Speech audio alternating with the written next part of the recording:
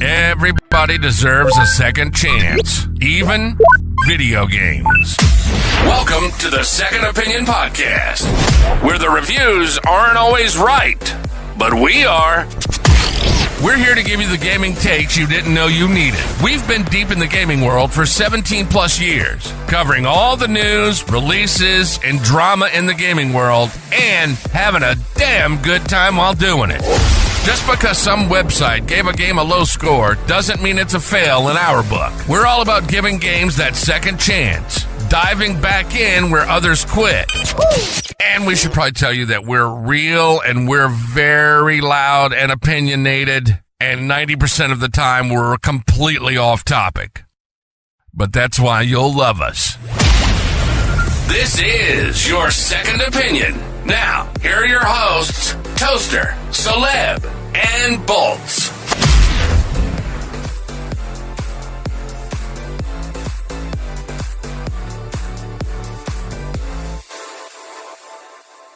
Hey, what's up, guys? It is Celeb back again for another episode of the Second Opinion Podcast, episode number 394, our Summer Games Fest predictions, and kind of what we want to see, what we're going to mainly be talking about today. But as you guys know, I still am getting the intro worked on right now with the amazing voice that you just recently heard. We're getting a new intro because we do have some new hosts, of course. Toaster is here, the Second Opinion Guild Master. Hello, Toaster. Welcome. Here, hang on. Greetings and salutations. Ooh, old Pizza Hut cup. Also joined by Mr. Janky, the CFO. How you doing, Hello. Janky? So far, so good. It's a nice Sunday. I'm happy to be here with you guys. Hey, Happy we're Fest glad to video have games. you, man. We really are. Yeah, talk about some really good video games and video game news and all kinds of stuff. So in this episode today, as I said, we're going to be talking about different things. We're going to be talking about gaming. We're going to be talking about Summer Games Fest. We're going to be talking about Toaster's beard and why is it so majestic. And also we're going to, mine is just wiry, bro. It's so wiry. I have actual beard care products. I see. I have some, and I always forget to use them. And it's like you can tell. I've got like beard oils. Yeah. I've got like special beard shampoo. I look like a homeless streamer that really tried his best and didn't work out. If I ever reach that fabled mythical thing called retirement, I have already warned my wife that I am going for the full Lee Sklar. And you laugh, then that must mean you know who he is. Yeah. For those of you listening, Lee Sklar is a session bassist who has played bass for bands like Genesis and a few others. He is also known for a massive Gandalf-level beard. Massive. Full mountain, man. So look him up on the interwebs, and you will see. That is my... I'll leave the beard talk to you guys. I'm over here with my goatee and scruff, we'll call it. It's okay. It's okay. Hey, it's still facial hair. That's right. True. I do grow it. I can grow it. I do grow it. I don't paste it onto my face just to make me look like I have a beard. I know that's what it looks like, but do not be fooled. But yeah, we got a good show to talk about today. And of course, before anything, we're going to get into what have you been gaming. So we're going to start with Mr. Janky. What have you been gaming, bro? You know, I feel like in the spirit of like the Second Opinion podcast, I've been coming back to a game that I haven't really played so much in a while. Space Marine 2. I don't know if you guys got down on that one when it came out.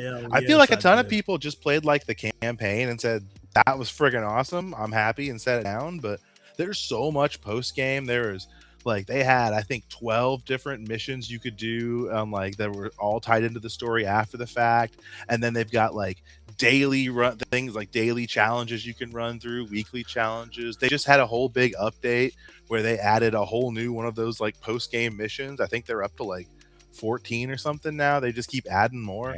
It's been crazy, and like this game's been out for a good few years now, and they've got a whole nother year's worth of content planned. So, like if you like Space Marine stuff, like it might be a good idea to check it out again. Right? Nice. Space Marine. Listen, hold up. Space Marine is a really good game. I was excited for it, of course, but like the big thing with Space Marine is like the content, like what Janky said, the content that they have had since launch.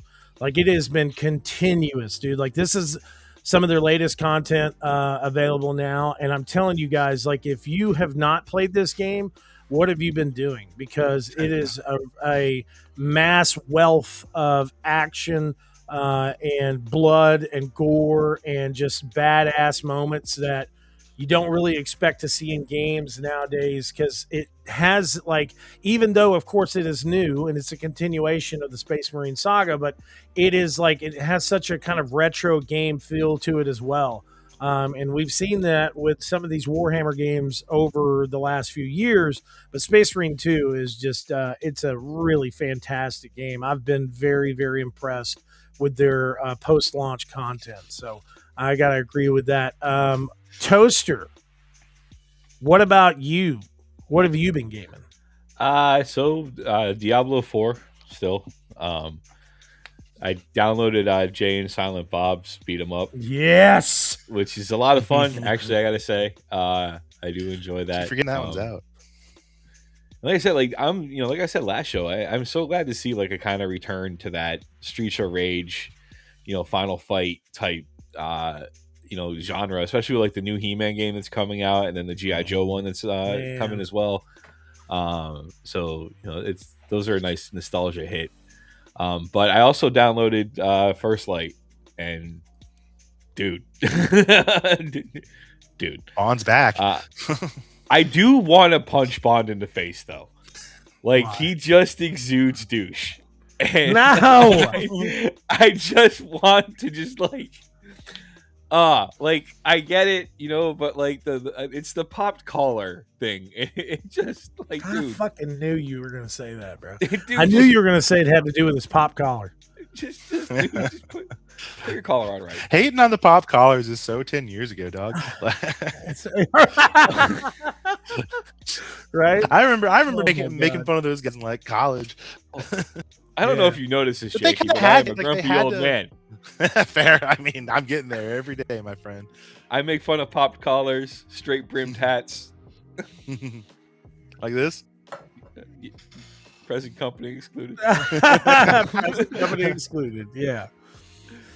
Anything but else? yeah, no, I am genuinely impressed with what IO has done Dude, let me tell with you. that game. Like it really does not feel like, it feels like a fresh, brand new, game, and it's like nice to feel the elements of a lot of the other stealth games that I've played. I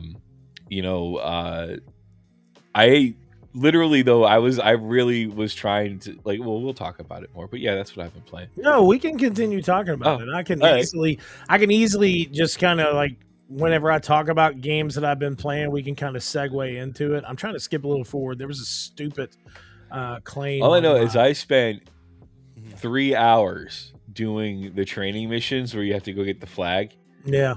because I wanted to see if there was like a Dishonored clean hands achievement or something, or if oh yeah. So that's that's one thing I think I'm really enjoying about that game. The gunplay feels really good too. Yeah, bro. I've been able to pop off some headshots really quickly with a pistol, and Yes. that's really nice. But it really feels like the push to be a spy. You can't shoot unless you're in a situation where you have to. And I feel the way that so far it feels like they're doing a very good job of blurring the fact that you're a little bit on rails as you're going through the missions. Like they give you just enough side exploration bits to make it feel like you can kind of take in the things around you. Especially with the driving. I thought that was pretty neat, where you could kind of rip your own shortcuts and stuff like that. And man, it runs flawlessly on the Xbox Series X. Like and it looks beautiful. It looks gorgeous. Yeah, I couldn't drive, as you can tell. I had some issues with the driving, but nothing horrible. Nothing that was like, game breaking for me, but I just wasn't the best driver. But yeah, it is a really good game.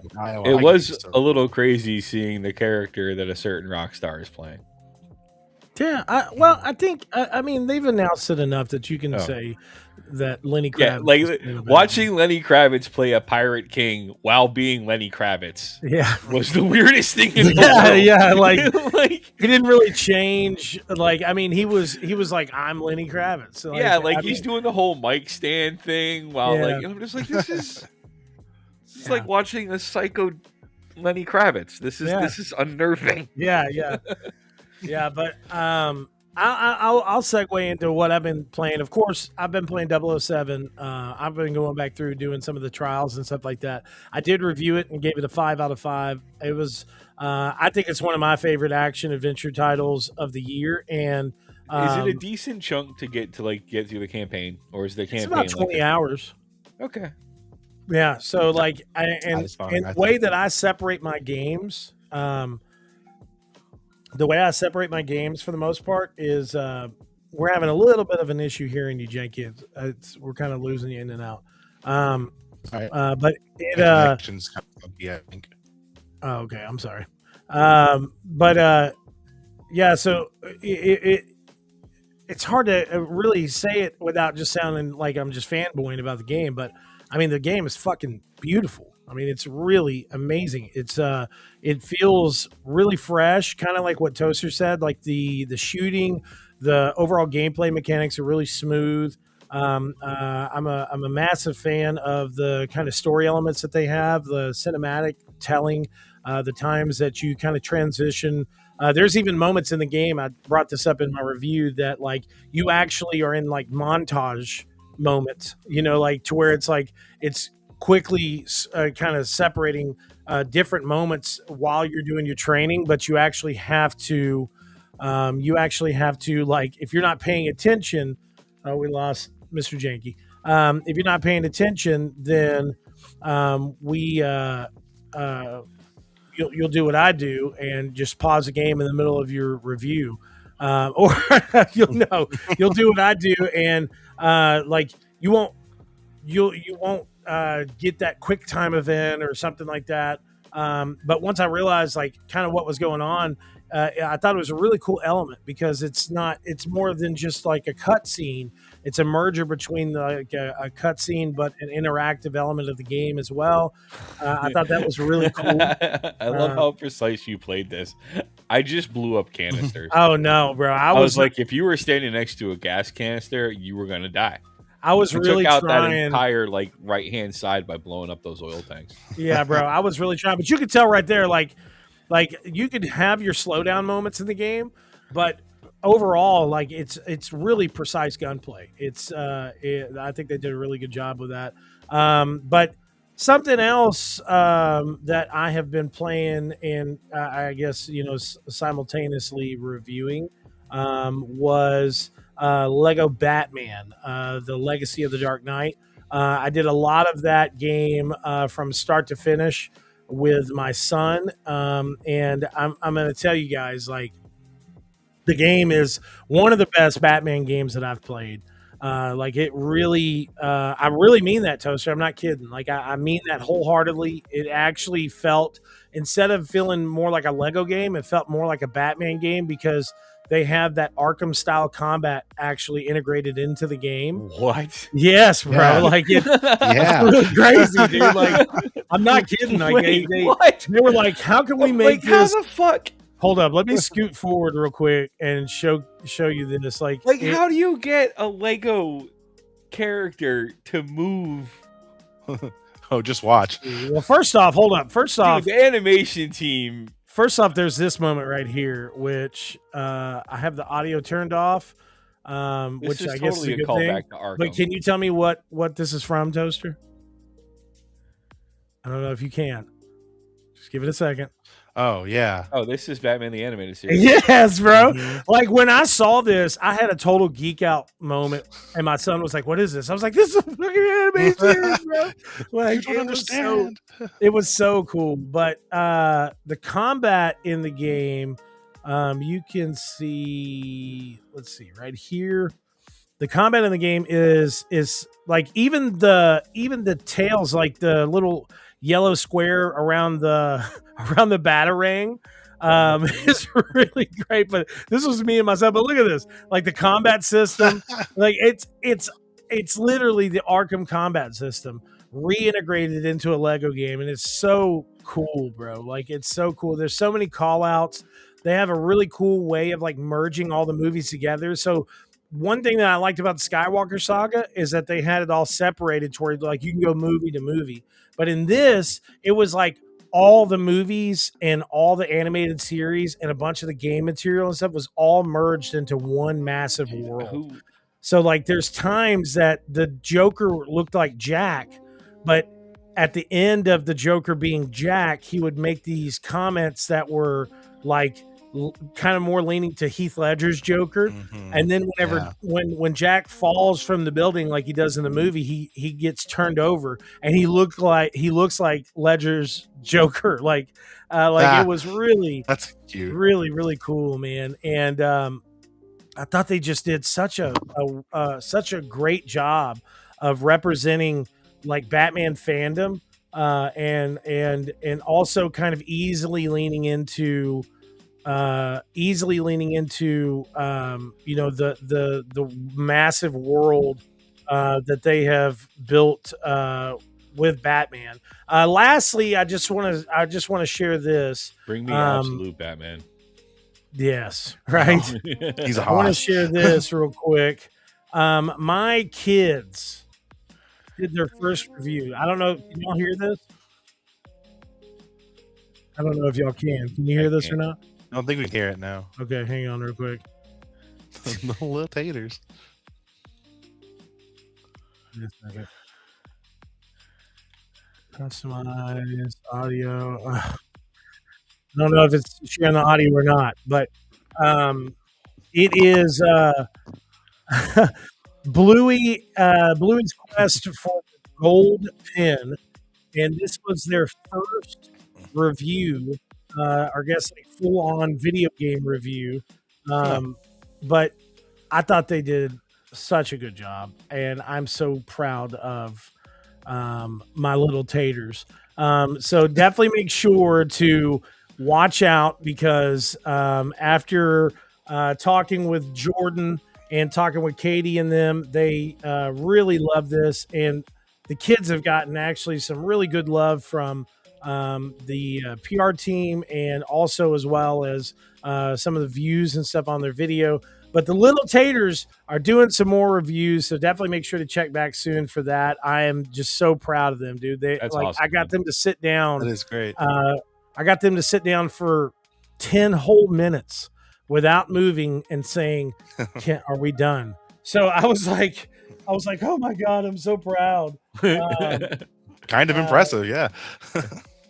It was very I was so proud of them, and they got some more games that they're going to be reviewing. Me and Dante are actually going to be posting a gameplay session that we recorded originally when we first started working on the Batman game, but we're going to be posting that soon. But I'm just so proud of them, bro. I really am, and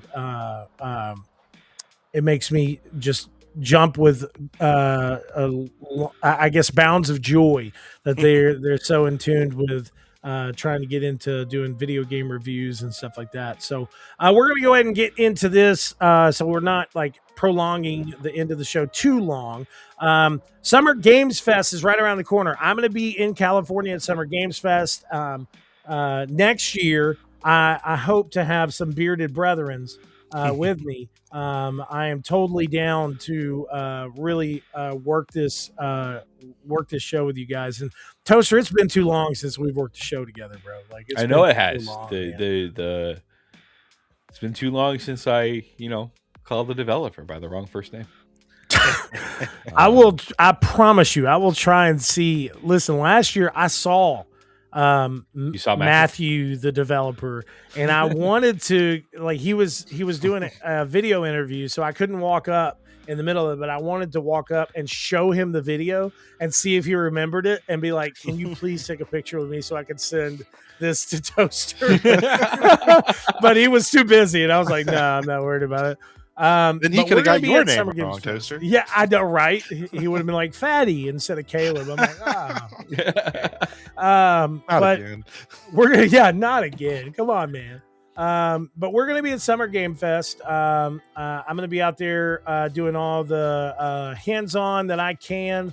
We'll be attending the Summer Games Fest showcase live. We're not gonna be attending anything else. We've got a big schedule, but I'm very excited to talk about Summer Games Fest. So I know you guys are excited for some of the reveals, but first up, the schedule of Summer Games Fest so far. It's a big, huge schedule this year. We got the Mix Showcase, which happens on June 1st. Then we have Black Voices in Gaming, which is June 2nd.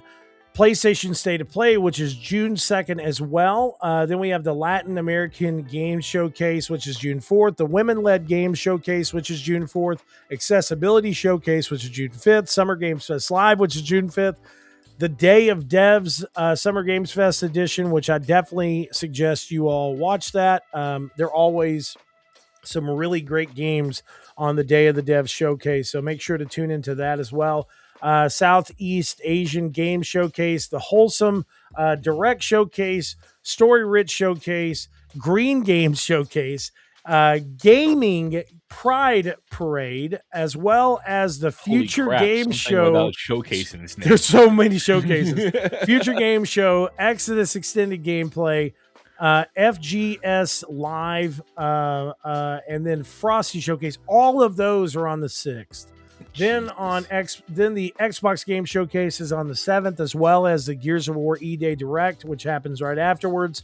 The PC Gaming Showcase is on the 7th. The Indie Game Showcase is on the 7th, and then the India Game Showcase is on the 8th. So massive, bro. Like, there's a lot of showcases. But talking about these showcases, of course, we need to talk about games that could possibly be shown off. Sorry. I was like, what is he waving at? I'm like, oh, he's not on the screen. That's why. No, but there's a lot of different games that are going to be showcased possibly. So what games are you all most excited for? Janky, we're going to start with you. So what game could possibly be showcased, or is probably going to be showcased that you're excited for? I mean, I almost feel like unfair that you asked me first, because I'm looking forward to Insomniac's Wolverine. I feel like a lot of people probably are. I feel like I probably stole that out of Toaster's mouth maybe here, but yeah, I mean, I love the Spider-Man games. The Insomniac Spider games were just Spider games. Spider-Man games were just top notch, top tier, very, very fun games. I love Marvel Comics. I love Wolverine. All these things put together is going to be great, and I'm just so stoked to see what they've got for us. Like, I need to play. I need it, you know. Yeah. I mean, I think everybody is pretty excited for Wolverine. I mean, it's if you're not excited for Wolverine, I get that way. I get why some people may not be excited for it, but you really need to get excited, because the big thing. But you're wrong. But you're wrong. Okay, that's why we created Second Opinion, just to say you're wrong.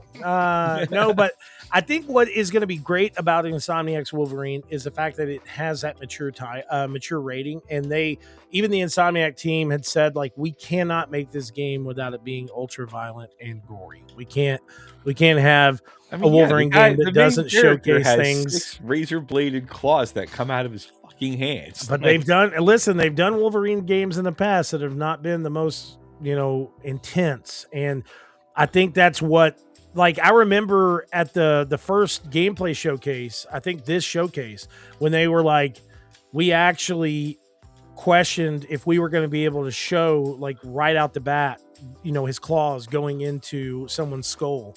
And we were like, fuck it, we're doing it. Like this is a Wolverine game. We need to showcase what this game is really going to be about. And I think this is going to be a massive success, of course, for Insomniac Games. So anything else that you're excited for?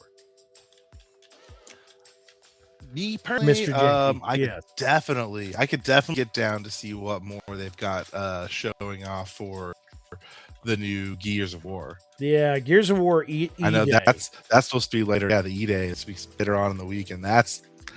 I mean, But as still, bro, like- far as I've come, I don't really play so much Xbox anymore these days. But man, Gears of War, that's just an experience. Like playing through those with buddies by yourself.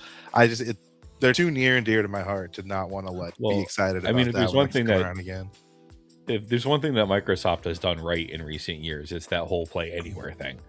You know, so like even if you don't have an Xbox anymore and you're on PC now, it's like, okay, well, I'll just get it here, and then if I get an Xbox down the road, bam, I got it for my Xbox. Yeah. I was I'm a stoked when they long-time did that with supporter. 007. Yeah. Well, long-time supporter of the what do you call it? The Game Pass on the PC. That's where I played almost all of my Xbox games the last 2 years at least. Yeah. I mean, and it's like what you said, play anywhere is I think is a good thing. I think that it is something that they for sure need to continue over the next few years. Somebody needs to go slap Randy Pitchford for not doing it with Borderlands 4. Right? Asshole. But there's a lot of reasons. Let's be honest. There's a lot of reasons we can slap Randy Pitchford. I do think what was it that Toaster's not allowed to say? Yeah. Gearbox. Kind of forgot about that. But it is really crazy. It is really crazy that Xbox has had such a massive swing in just the last short amount of time. Because I mean, like what Toaster said just earlier, the fact that they came out afterwards and they had that PlayStation logo and they said that it was like a miss for them. Like it was really the new CEO. She, already like the first thing she did out of the gate was like, yeah, we're charging too much for Xbox Games Pass. We're going to stop that. Yeah. Now my Ultimate subscription's back to like $20 a month. Yeah. So that's a huge step in the right direction. Yeah. And I mean, really, and this is totally getting away from what we were talking about, but because time to time in the Summer Games, the thing that made those events so exciting was the reveal of these massively exclusive titles that made you run out and buy, and want to be like, I'm on Xbox or I'm on PlayStation. So it'll be interesting to see what they would do with that. But yeah, that's random. Sorry. No, I agree. I mean, I do. It's kind of a weird mesh. Like you kind of try to get with the times. You know what I'm saying? Like, especially with that talk of like, oh, well, exclusives are dead. We're done with exclusives. And I'm like, okay, well, if they're doing that, then all right. It is what it is. But then when they did that recent announcement to where they were like, Call of Duty is no longer going to be on Game Pass, and some of these other titles are not going to be on Game Pass anymore, but we are going to have a day one exclusive still. And we're still going to have this. We're still going to have that. And the price is going to drop and we're going to refocus to where we start making bigger exclusive games. And I think that's the reason why, actually one of the things that we didn't have in the news that we could have talked about that's going to kind of link up to this is the announcement that Fable, the new Fable has been pushed off until 2027. Obviously they're like, it is not up to standards yet on what we're going forward with or whatever they're stating the reasoning of why it's getting pushed off.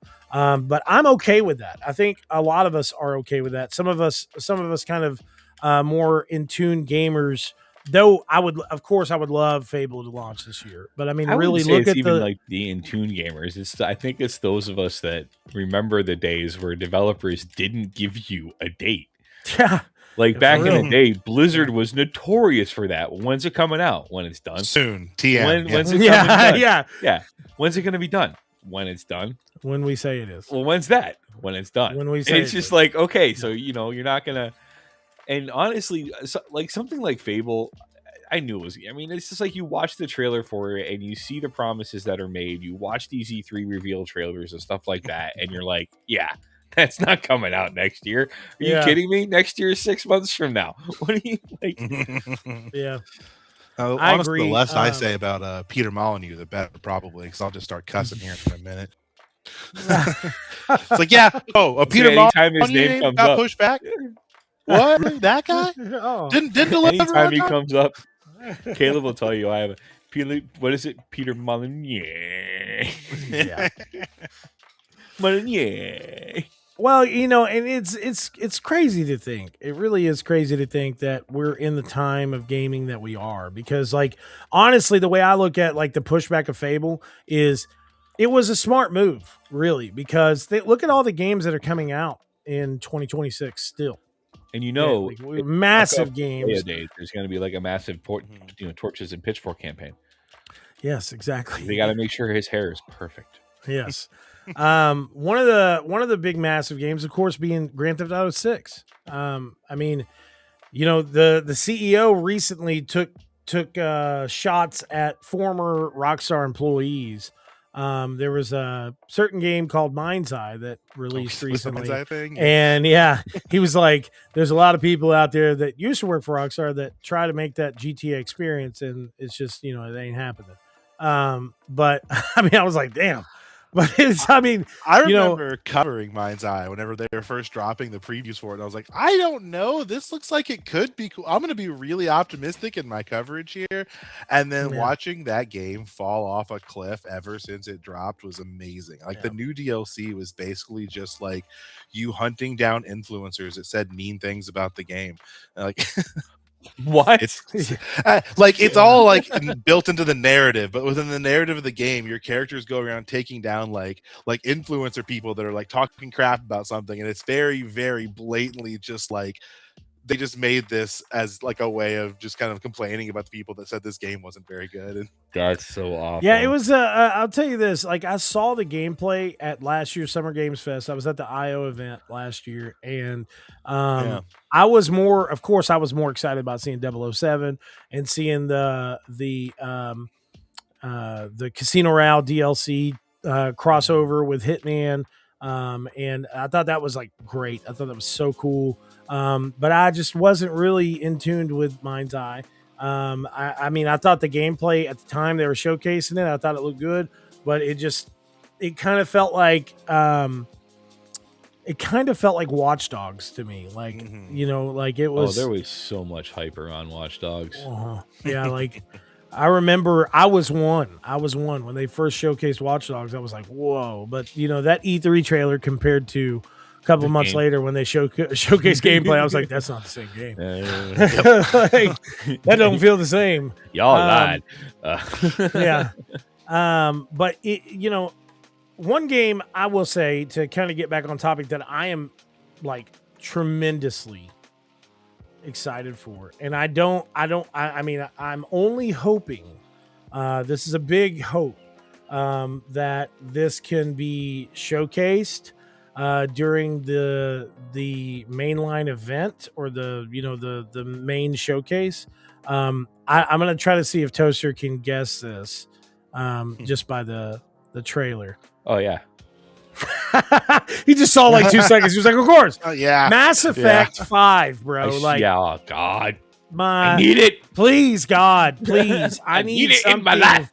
I need something from BioWare, and I need it to be Mass Effect 5. I need them to showcase this game. Please, God. Seriously, if you're going back to Shepard, just make sure you figure out a story that's plausible enough Dude, on why your Shepard is back from whatever choice easily, you made. No, bro, listen to me. We could easily come up with one right now. I mean, like I mean, that's their problem. They cloned Shepard. They cloned Shepard. It has to be Shepard. That was the problem with Andromeda. I mean, obviously, besides the poor writing and shit. You think that was a problem with Andromeda? Well, I mean, it was part of the problem with Andromeda. But as I've said, outside of the fact that out of all of the Mass Effect games, Andromeda has the funniest fucking moment of any of them. and you have to be on the planet that's like the desert one where you're going to activate the ancient ruins and shit, and you have to have PB and the Taurian quartermaster in your car. And at one point during the conversation that happens, you find out that PB's dad is an Elcor. Oh, okay. And I was like, given like her attitude, I was just laughing my ass off when that happened. I was like, no way. But I mean, and then like they lost the plot in Andromeda. They were like, we're losing it. Bring in the Reapers. Like, okay, well, they're light years and light years away from the Andromeda galaxy. Like, I don't know.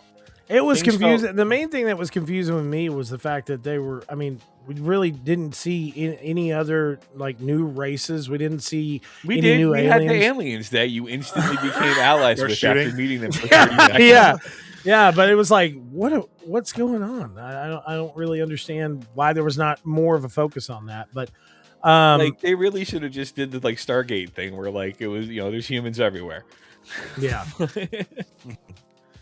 But yeah, no, that's kind of what I'm like worried about whenever Mass Effect's coming out. Though it's like, I know, you know, different teams, different that, but like we've seen Andromeda, we've seen Veilguard. People Veilguard's probably more divisive than it is just like bad. But like, is BioWare, is it the same company? Still have?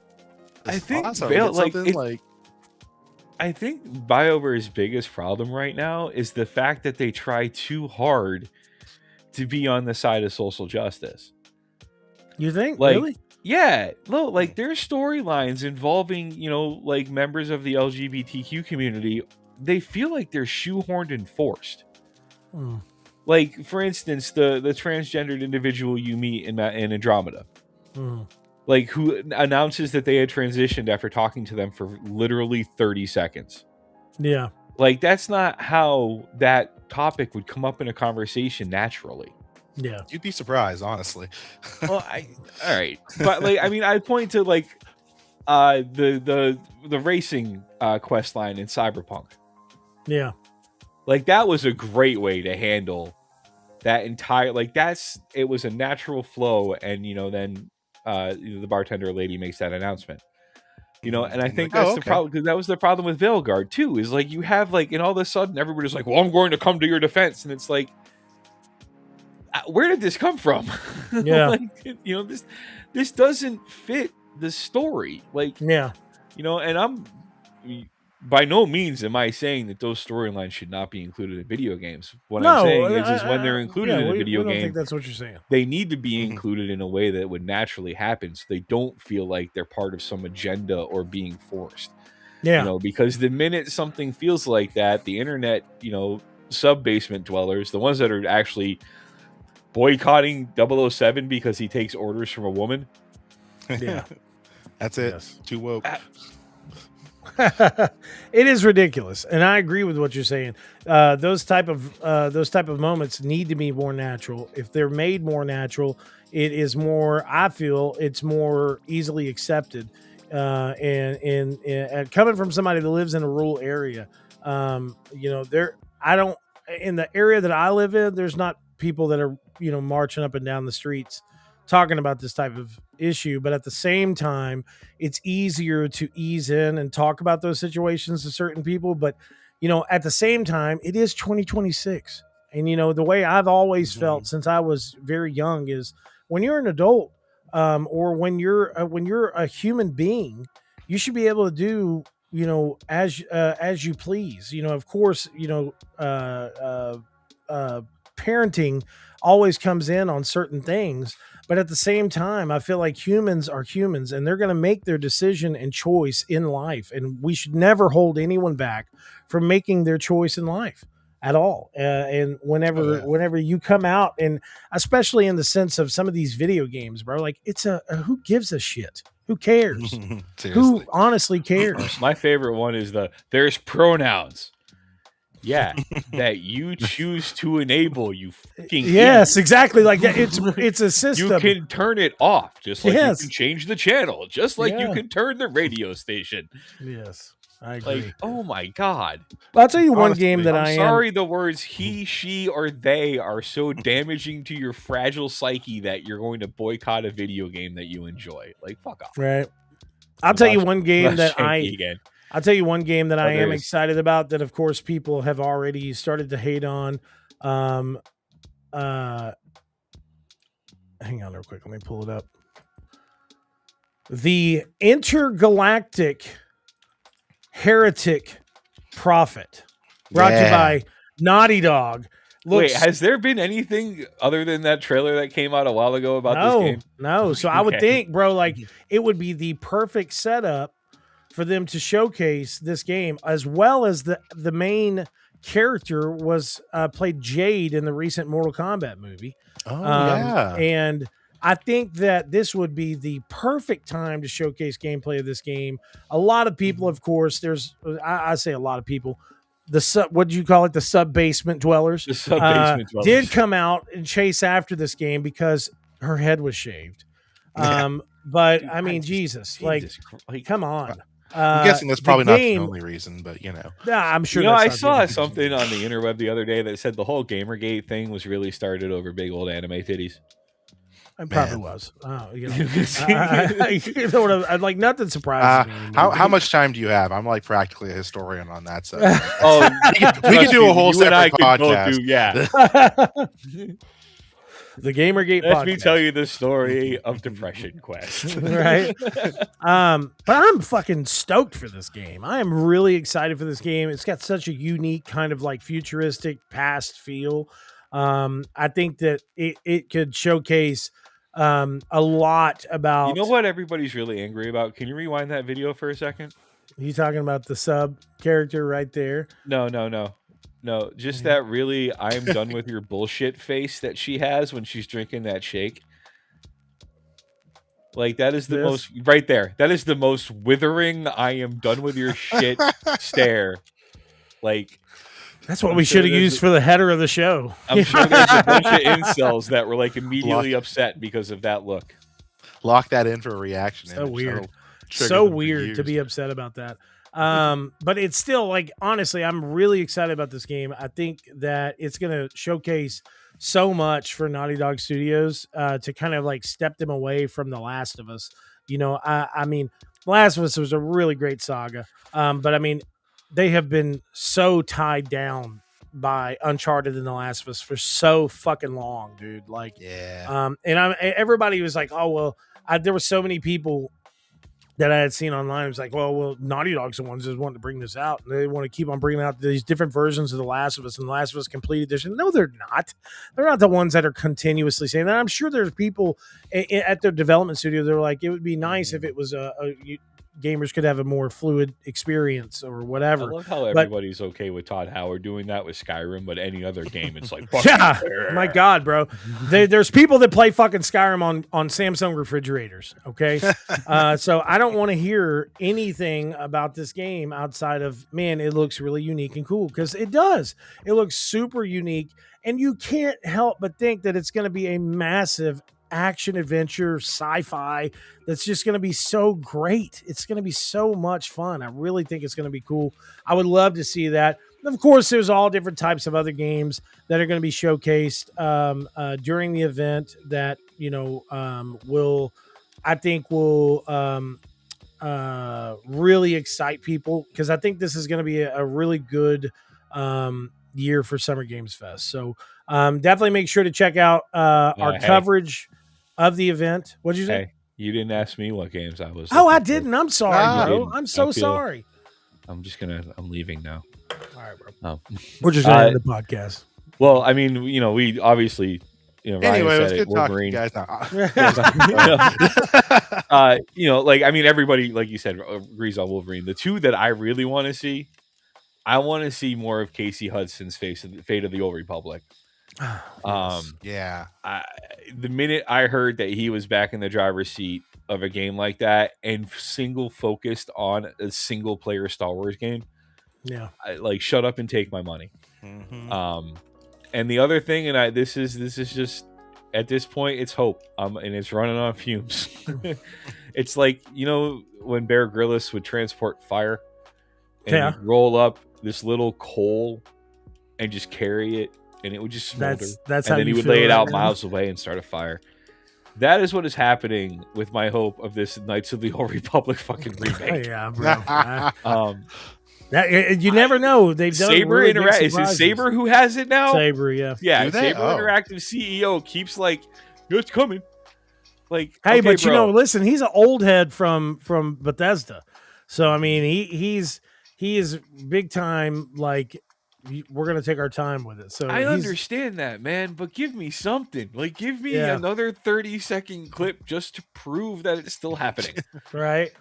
I know that he was Like- asked a couple of months ago if it was still happening, and he was like, "Yes, like we I still mean, I have get it. it. It's Trust still me, dude. happening." I get it. Because if you fuck that game up, holy It's shit. gonna be a massive Like, fuck up. you're not just going to piss off the basement subdwellers. You're going to piss off the normal fan base, too. Like, you're going to Yeah. genuinely have... Because for a lot of people, that is the pinnacle Star Wars role-playing game. Yeah.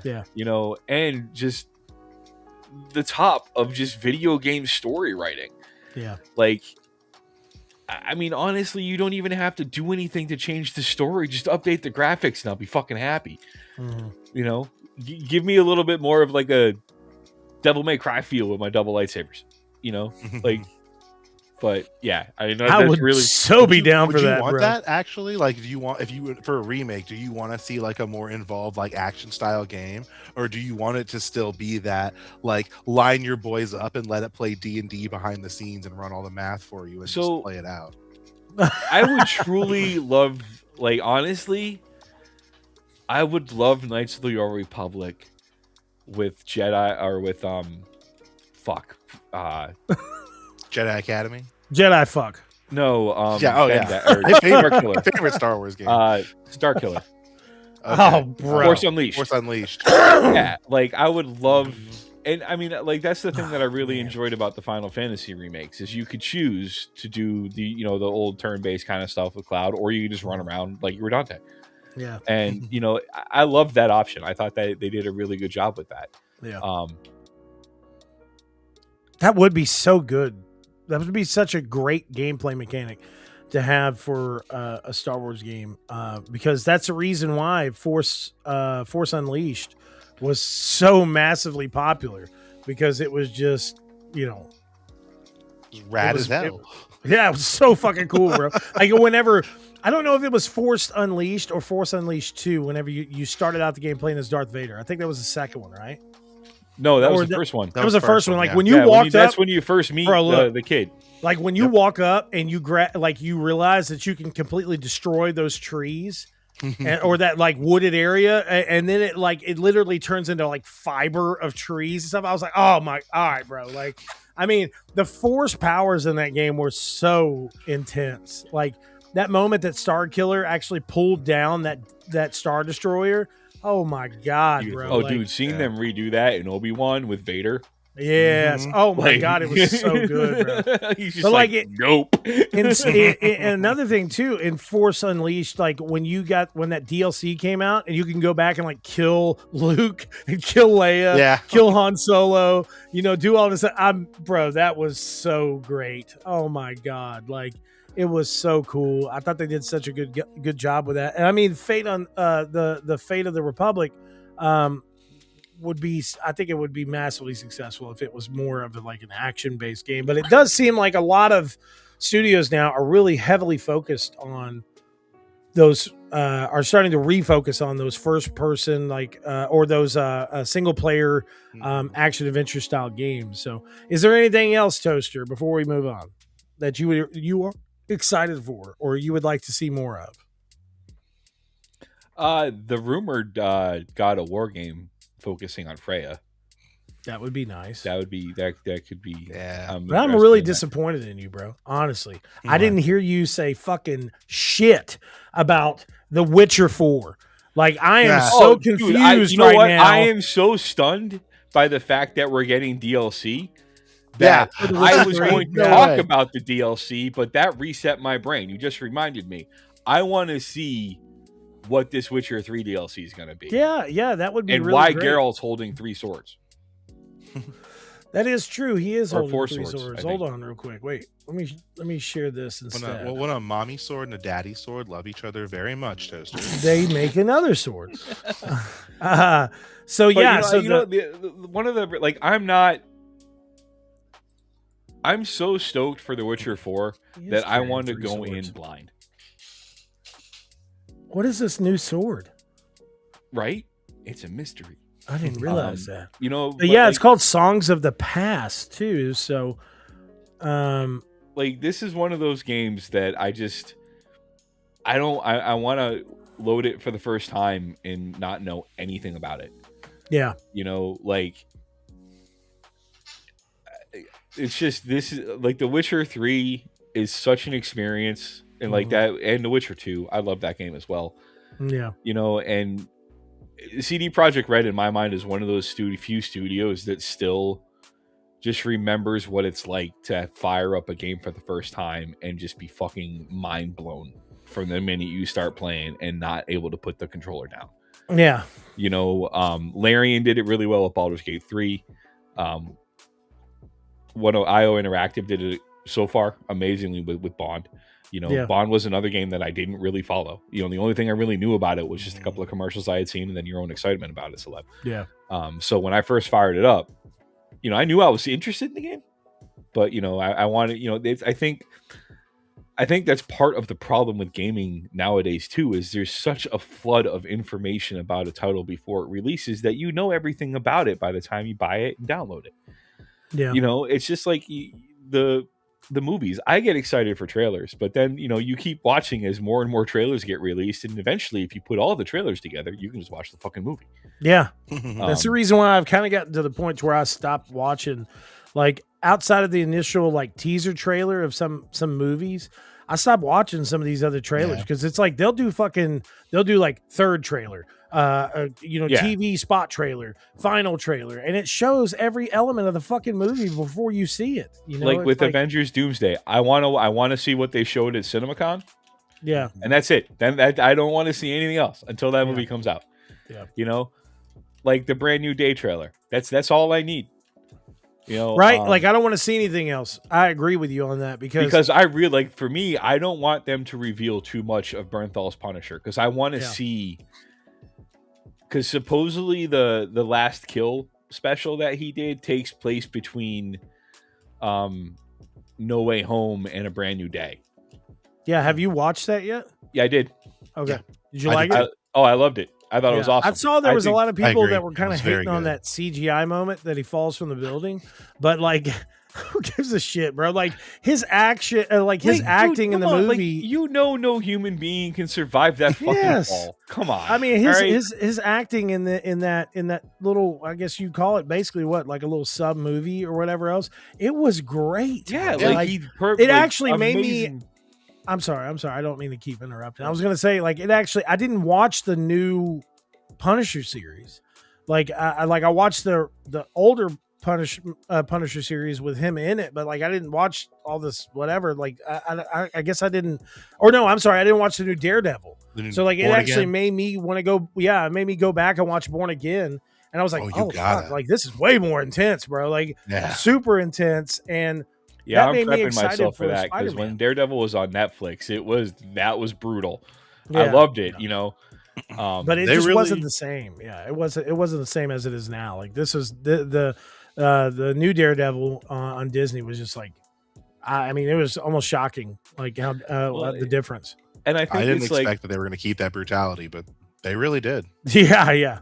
I mean, They it really makes did. sense with him. He doesn't have any other superpowers other than just kicking the shit out of you with, you know, super sonar. Right.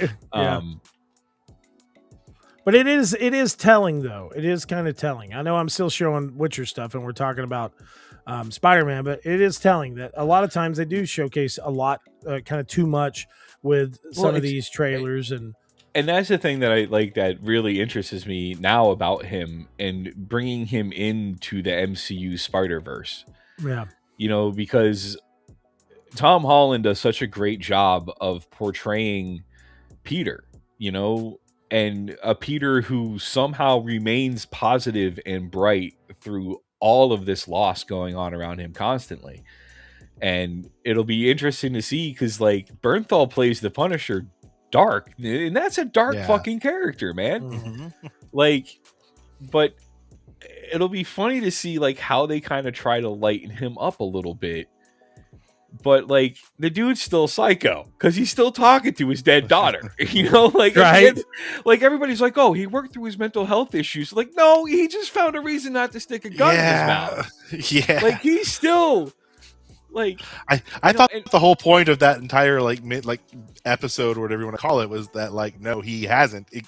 He explicitly has not worked through his problems. He still has them, and is he's going just to keep accepted that he's the Punisher now. Because dudes will just kill criminals rather than go to therapy. But I'll admit that the one dude he shot at the end, when you get that end shot of 100% deserved it. Mm-hmm. 5-star Yelp in my review, would recommend you get it again. They set that one up perfectly. Like, yep, can't wait for that guy to die later. Yeah.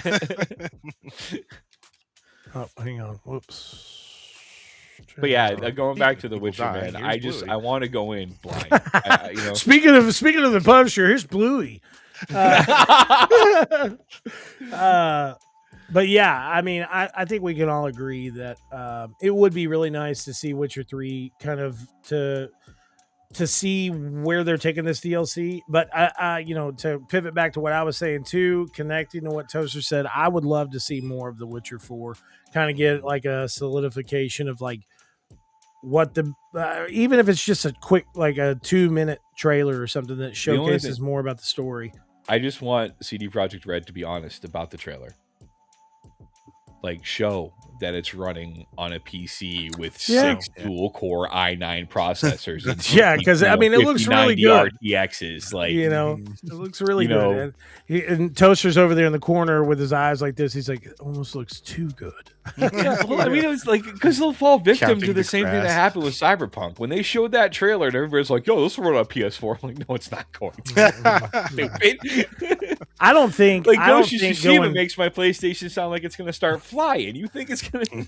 I don't think going forward PS4 and Xbox will be supported. Like Xbox One, PS4. I mean, it like makes no sense. They already to are do it. Really. They're already. I was going to say they're already talking about PS6 and the next Xbox. The one thing that does confuse me about that though is the Marvel Cosmic Invasion game. That beat 'em up because it's not available for the Xbox One. Mm-hmm. You can only cloud stream it, which to me doesn't make sense because the Xbox One has more than enough power to run that game. Yeah, I mean the PS4 has more than enough power to run that game. The original Switch has more than enough to run that game. But I just think it's more or less a business thing of like we would have to do so much extra to release it on those older. Well, no, that's what I'm saying. Like I would like to see them, keep coming out with these blockbuster games, but also make sure that you're keeping a decent, new game catalog for folks on the older consoles because shit's expensive now, man. I mean, they're raising their price on the fucking Steam Deck. Mars here. They just got back. All right, I'm almost done. The Steam Deck's almost $1,000 for like if you buy a new OLED with a 1 terabyte storage. Like at this point, just the only selling point on that is the fact that you basically have a computer in your hand while you're laying in bed. Yeah, I agree. And I think going forward, it should be a new standard of like it's not a good business decision to release it if, like, for instance, say The Witcher 4. Say the everything that we saw in The Witcher 4 is more possible on Project Helix. That's not coming out on a One or a PS4. That's what I'm saying. So like, be more open about that, and say, what systems is this game going to be available for? Because on the flip side of that, though, it's going to be interesting to see what these games come out with for system specs, considering the fact that NVIDIA is not releasing a Series 6 video card for a while. And in fact, I was actually looking into upgrading my 4080, and it was everything I was reading was like, unless you've got the money to spend on an RTX 5090, it's not worth it. Mm-hmm. And even then, NVIDIA just recently, a couple of months ago, said that they were basically reviving the 3060. Why? Because the architecture was just a workhorse, apparently. I think that camera went blurry for some reason. The power of like, I mean, especially when you're looking Did you at hear me, Toaster? what? I said your camera went blurry for some reason. Your face is. I want to see the Butimus. Look at that. Look at that curved screen. Oh. That's technology. Playing fucking Diablo while we're podcasting. If Toaster's ever like, motherfucker, I'm like, okay, he's playing Diablo. Oh yeah, I have he's not mad been. at you. But yeah, so the third Well, topic like, dude, they make was, it so much easy to do, the war table shit. Yeah, Like, you don't even have to think. I can focus on the podcast, and the ADD part of my brain is like, hey, flashing lights, we're happy. Numbers, yeah. The third topic was the expansion, which we've already talked about that. The next topic is a sad one. Bungie, we didn't get a chance to talk about this, but Bungie is shutting down or stepping away from Destiny 2. So this is sad news for a lot of fans of Destiny 2. And I know that the two co-hosts I have are sad to see them stepping away from this. They do have more content planned to come out before the end, with some of that content coming June 9th, June 13th, and June 16th. But here's my question, though. So they're stepping away from this, okay? And I understand they're stepping away from this, but, California just passed that no more killing games law. So I wonder, I don't know if it passed their house or what, but it seems like there's a lot of leeway kind of going towards this, that people are saying they're investing money into these live service games for only for those games to be shut down years after they've been conceptualized and released or whatever. So what do you guys think about that? Like, with them stepping away from this, I mean, do you think that they should just keep it open as long as possible? Or if they were to completely shut it down and say you can't access the game anymore, would you be upset? Toaster, we'll start with you. I think it'd be nice if they could keep it up. Yeah. There's services, companies out there that you can work with that will host it. Like, there's Enshrouded servers that you can rent or buy. And honestly, I'm really hoping that it's not like a full goodbye. Yeah. Like, part of me, they're like, oh, we're going to be releasing all this stuff because, it's the end of an era. Blah, blah, blah. I'm hoping that leads to an uptick of players and that it remains sustained. And I mean, it's a hope. It is. And it just sucks. I love that game. I didn't play it a lot, but it was nice to be able to just log in, land on a planet, and shoot aliens or robots or whatever happened to be the flavor that was. Is just right, like tight. The gunplay in that, good. like, fucking dude. Every other first-person studio needs to sit down with Bungie and be like, "How did you fucking do that?" Yeah, especially the guys from Machine Games. Y'all need to go sit down with them. No, yes, disagree with that. You're going off of the third game. Fucking no, listen. Me and Toaster have had this debate before. He like put me in. The Wolfenstein series is very fast paced. Yeah, it's extremely fast paced. But Toaster, I think, if I'm right, I believe that Toaster's original argument was like, it's all over the place. It's like it's too fast paced. Which I will agree. It was too smooth. I'll agree. The like third Destiny's camera play had just enough resistance where you psychologically felt the weight of your gun. Yeah. You know what I mean? It was. I mean, it's like you generally got, like, if you were using, like, for as much as I love that game, I wasn't all about the loot. I've been using the same weapon loadout for years. The Night Watchman scout rifle, Gnawing Hunger auto rifle, and the Thunderlord machine gun. And when I would use that machine gun, I felt that machine gun. Yeah. And that was just what made that game great. And the fact is, you always had something to do. And I just think the problem is Bungie lost the plot.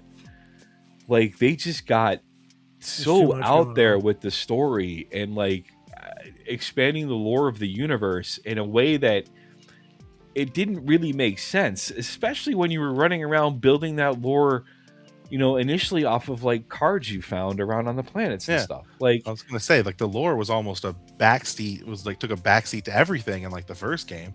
It was all just Yeah. about the gunplay and like the whatever the new live service thing you're doing. And then Yeah. with the second game, there was like all this story, and it was cool. It was fascinating. But then, like you said, there was more story, and then there was more story, and then they had to lock away parts of the old story so they could give you more of the new story. And so then anyone that comes in afterwards, like, okay, this is great. What the hell's going on actually? Oh, well, see, you got to understand, like, if you get to fight these guys in the beginning, okay, well, what's that? Oh, well, you just can't right You can't now, do that so now because it's locked. maybe in like a month or two, it's like, Yeah. all right. I kind of like Diablo. I got all excited, bro. Which, by the way, my Diablo Lords of Hatred DLC review is finally coming out on Monday. I didn't feel right releasing it at that time because I felt like it was like rushed, and I had to sit down and play more in depth with Dara, kind of getting a feel for it because I was so confused whenever I got into the game, and I think I played like the first DLC, and I didn't realize that my character that I'd put all this time into was a seasonal character. And I was like, where the fuck is my character at, bro? a friend Like- that I got into playing this game too, the same thing. He was like, what is this seasonal bullshit? I was like, yeah, like my paladin on Lords of Hatred is a seasonal, and I didn't realize it until I've invested all this fucking time into making this paladin. It's such a badass, and Dara didn't even know that was a thing. So whenever I told her, she was like, "So wait a second, like after we play this, I can't play with my character anymore." And I'm like, "Well, when they move on to the next season." Then yes, so you can't play with it anymore. well, no, you can. They're just on the Eternal Realm now. They're not like on the seasonal. yeah. I said you can't do everything that you can with your main stage character, and she was like, "Oh, okay, well, I don't really like that." I'm like, "Yeah, I know, but it's just how I mean, it is." it gives you the opportunity to try out other classes too. So- Fuck trying other classes, bro. I like. No, I'm just kidding. Oh, dude, trust It's me. definitely meant for the people Paladin. that are like, that's their game, Yeah. Like, they already played the whole storyline. Now they're playing it again for this season. Now they're playing it Yeah. again for the next season. And I do it want makes to sense play from that more. perspective. I do want to play more classes though, because originally instead of a paladin, I was going to get a necromancer, and I was like, that looks so badass. Oh, the Necromancer is sick, dude. Between Yeah. the minions and corpse explosion, you could just go into a nightmare dungeon and clear it. Yeah. Well, like I feel like my paladin now is like too powerful at times because I use this. I can't even remember the move, but like I throw these like crosses out, or it's like a Blessed Hammer. to where it just circles Yeah. fucking around. Yes, That's the Blessed hammer. Like, so if you go on there's sites like Wowhead and Icy Veins. yeah. If you go on to Icy Veins, and that's the build I'm using, is the hammered in endgame build. Bro, that shit is And wild, bro. You could so clear a it's fucking good. dungeon in no time. It's good up until about tier 8 torment. Yeah. Then it kind of plateaus. Okay. I was I'm about to actually say, like, if you working think it's good, your torment is not high enough yet. Just Yeah, keep yeah, playing. because I'm like Um, I really enjoy using it, but then I'm glad to hear that because I had told Dara I was like I feel like I made a bad decision putting time into upgrading this because I feel like I'm coming into these dungeons and it's just too fucking easy. Like we clear them so quick, I have no like on the edge of my seat moments. But Oh, I'm just glad wait to until hear you that. fight Lilith. When you do that capstone dungeon. Are you talking about like the first? Are you talking about like in the main No, stage? the end Diablo? game. She's Yeah. she's a capstone dungeon, Yeah. and she will one shot you Mm. if you don't do the mechanics right. Now listen, there were some Like, times and that I don't care how powerful you are. Yeah. If you don't do the mechanics right, she will one shot you. There was some times that Unless me and Dara were apparently you have just that kind Glyn of Anvil bug. the what? The Glyn's Anvil bug. Oh, okay. What is that? They tried to patch one of the aspects. It's like the aspect of Glyn's hammer or something, Uh-huh. or Glyn's anvil, and it allows an increase in your resolve stacks. Yeah. Basically, if you put it on every single piece of gear right now, it puts your toughness into like the 50 million range. Damn. Nice. Okay. And you basically So become go do that, is what you're saying. you basically become an endgame boss. Oh, geez. But yeah, like if you want to go over tier 8, and what I'm trying to do with my paladin right now is get the blessed shield build. Yeah. Because that one relies on your thorns. And what is the build, or what is the ability to where you basically turn into Arbiter. Is that what it is? Yeah. Yeah. Like you that turn into a jazzling, you have massive angel wings, and you yeah, bro. Yeah, that Arbiter. That's oh my god, bro. It gives me goosebumps every time. Like it's so sick. The whole introduction of the fucking move and everything. But I've really enjoyed my time with Diablo. I haven't got around to reviewing it yet because it was so much like 007 Lego, and then I had to like line things out with the kids' Bluey stuff, and I still got to get a High on Life 2 review up. But the game is good. I will say that. And I think that is one thing that we can kind of tie into that last topic that we were talking about is you could see, like Diablo is Diablo, bro. Like it's got a massive following, of course, but it has a fandom kind of like Destiny 2 did, that it's like so overpowered fandom of like, when things go awry, you hear about it.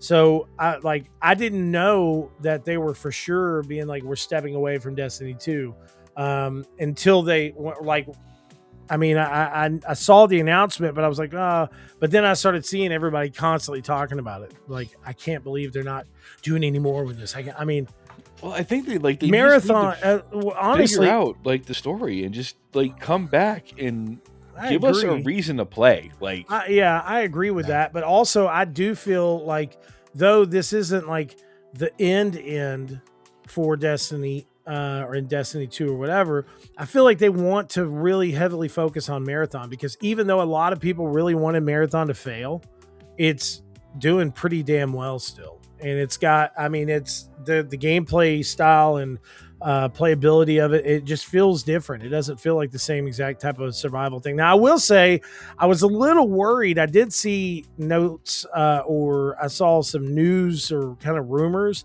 that because of the success of the survival type shooters, like co-op survival, or what would you call this new Arc Raiders style gameplay? Isn't it like extraction shooters? Extraction shooters. Yes, I'm sorry. Yeah. Extraction shooters. That Halo is possibly going to be an extraction shooter game, and I'm like, please, God, sounds like a glorified escort mission. And I'm like, please, dude, like just leave Halo. Like if you're coming out with new Halo, but even Halo's gotten fucking weird, man. Didn't they do Halo as a battle royale whenever that was popular? Didn't I think it was Halo? It was supposedly popular. 6? I don't remember. Supposedly. I haven't played Halo since 4. Halo 3 is where it's at, bro. Like Cortana is an offspring of the Flood or something, and Master Chief is tapped into the cosmic spirit of the I don't know. Yeah, it's stretched a little bit, but I think that's something that is telling. Like, that happens with every like Assassin's Creed's the same way. Like the story is totally gotten fucking bonkers. Yeah, like all of a sudden you live forever because you have. Where the fuck did you find Poseidon's trident anyway? Like, yeah, right. Well, now there's a possibility that we're going to be getting news for Assassin's Creed Hex. Also, I'm sure they're going to show the Black Flag remake. I would think that there would have to be something about that. Like the game is supposed to come out in August, which I'm very excited for. If you're into pirates and survival crafting games, go to Red Lobster. Windrose is an amazing game. What is it? Friends play that, Windrose. My wife is playing it and she loves it. Okay. And I'm watching her do the combat and I was like, hey, this is Black Flag without all of the Assassin's Creed bullshit. All right. Yeah, I'll have to check that out.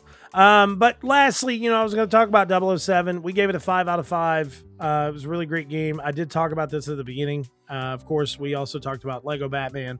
And I kind of sat Dante down and was like, what do you think about this game? And he was like, it's the best game I've ever played. And I'm like, okay, I can't say that, but like, what do you think? And he's like, well, I've seen you play Batman games and it's a lot like that. And I'm like, you're onto something.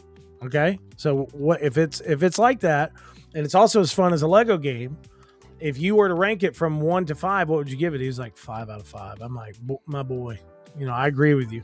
I'm almost done, baby. I'm almost done. We're genius because we made the telescope correctly. You put the telescope together? Huh? Okay, give me a second and I'll check it out. Okay. But lastly, of course, again, because I'm just that dad, and I've got to do a little self-promotion here. We got to do this one more time. Hey, what's up, guys? It is Celeb back again for another video. We are joined by the focus of this video, the little taters. Say hello, Amara. Hi. Also, Dante. Hi. So today we are here with Bluey's quest for the golden pin. Bluey, so we're not going to watch this whole video. When Dad suddenly pinches the golden pin she needs to complete like the game and the recording at the same time. Transported into Bluey's drawing, Mom designs a magical land. Dad rocks up on. It was too much. Tell your friends to play. I was going to say Yes. What would you give this game if you scored it anywhere between 1 and 5? I'll give it a 4 out of 5. Okay, what about you, Amar? What would you give this game if you scored it? And will you tell any of your friends to play this game? So I would score it a 4 out of 5, and I would tell my friends to play it because it is very unique and very fun, and also this is every children's game. Just to let you know, you do not have to. It is not inappropriate. It's just a children's game. So you're saying that it's fun enough, but I thought that was so funny. She was like, when I said, asking about the overall, she was like, I think it was a really unique game, and I was like, using big words now, but they grew up so fast. Yeah, I know, right? They're very excited to kind of get into doing reviews and stuff like that. And you're going to see a lot more of those featured over on the Cinelinx YouTube and, of course, Cinelinx.com. There's some games that we have lined up with some developers that are just coming out in the next couple of months that are more kind of for everyone games. And we'll be doing a lot of kind of family-oriented stuff. So I know that we use language here because this is Second Opinion. But over on... no, not Mr. Janky, but me and Toaster are just old and grouchy, and it is what. Great. Now I'm going to be checking myself every other film. Like, right, no. How many F-bombs have I dropped today? No, listen to me. Second Opinion. I don't say shit. Second Opinion will always be a mature rated podcast, no question. You say, if you want to cuss, you cuss. That's just how Second Opinion will always stay. I'm never going to change that aspect of it. We tried for a little bit when me Jay was on the show. Jay was on. It was just on. It was you couldn't do it. There's no such thing as you not having a dirty mouth in my bar. Yeah. But we're going to be having all different types of content over the next couple of weeks. Mr. Janky and Toaster, of course, are part of the Cinelinx team. I know that there's going to be a lot of news coming out on Cinelinx.com over the next few weeks. I will not be able to really post a lot of that news personally because I'll be at the event. But I would be remiss to say that we're not. I mean, I would probably originally I was going to try to do a podcast while we were there, but with my schedule being as full as it is, I don't see how I'm going to be able to get it done in that time. But like, I fly back on Wednesday. But I don't get back in until like 5:30. So y'all, if y'all are down, we could easily have a podcast on like Thursday or Friday. I don't know if that's good for y'all or not, or we can just wait until that Sunday. Probably do. Are we still live? Tamara, yeah. Okay. I could do Thursday. Friday is raid night. Okay. Janky, you down for like the 11th, possibly on a Thursday night? Thursday's going to be tough for me. It's D&D, but unless you guys want to do it later, like at like 10 o'clock or something, my time. but or earlier. If you do We'll earlier, get it. but Hey, we'll get it worked out. We'll get it worked out. we'll figure it out. We can always do early on Thursday because usually on Thursdays I get off at like 2. So, Okay. we'll get it worked out, and we will definitely be back with another episode of the podcast. But I love you guys. I love you, Janky. I love you, Toaster. Thank you guys so much for coming on the show today and Right us back, just man. shooting the shit while Toaster's playing Diablo. And Or Hey, not you have to playing admit, Diablo. I'm a lot more focused on the topics when I'm doing this.